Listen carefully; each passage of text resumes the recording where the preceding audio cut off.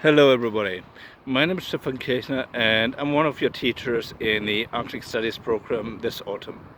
I'm going to give a course on human rights and human security in the Arctic, which is scheduled to run on the 17th, 18th and 19th of November, as well as a standalone lecture on the 8th of September on the Arctic as our home. Because of the COVID-19 pandemic, we are going to do this online preferably. Meaning that I'm going to put a lot of materials online in advance. We'll do this in the form of an inverted classroom so that you get to read and look at stuff before the actual lecture. And the actual lecture will be less of a lecture, but hopefully a discussion.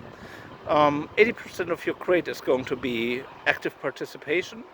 And I'm looking forward to discussing with you about the Arctic, the people of the Arctic, the human rights, human security issues, international law, Arctic governance, but also the key issues currently in the Arctic, meaning climate change, globalization, the protection of the natural environment, and of course, public health.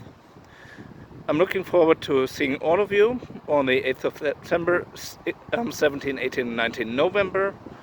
And until then, wish you a good start to the new academic year. Stay safe, stay healthy, and enjoy your studies.